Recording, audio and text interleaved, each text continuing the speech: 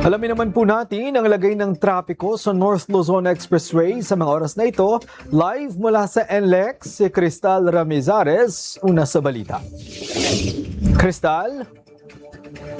Greg, mula kaninang umaga ay magaan-gaan pa nga ang traffic sa ilang bahagi ng NLEX, pa northbound at southbound. Nabawasan na daw kasi ang dami ng mga sasakyan dahil marami na rin ang nakauwi sa kani-kanilang mga probinsya nitong nagdaang linggo. Magaan pa rin ang trapiko sa mga RFID lane ng NLEX tulad sa Balintawak, Bocaue at Tarlac Toll Plaza.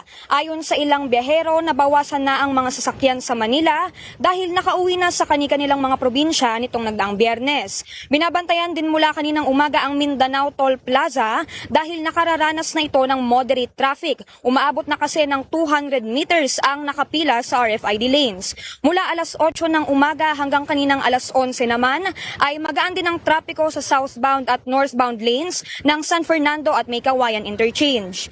Pero kahit magaan ang trapiko kaninang umaga ay nakaantabay pa rin ang traffic operations at roving teams ng NLEX para rumisponde sa pangangailangan ng mga biyahero.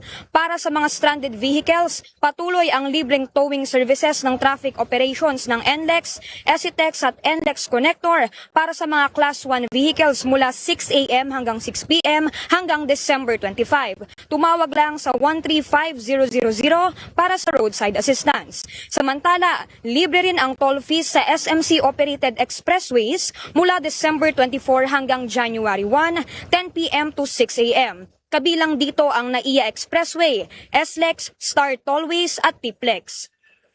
Greg, pasado alauna na nga at nakikita po ninyo na unti-unti nang bumabagal ang usad ng trapiko dito sa NLEX Balintawak Toll Plaza. At inaasahan nga nilang mamayang hapon ay mas dadagsa ulit ang dami ng mga sasakyan dito. Mula naman kaninang tanghali ay binabantayan nga nila ang parehong southbound at northbound para matingnan nila kung bubuksan na ba nila ang counterflow express lanes mamaya.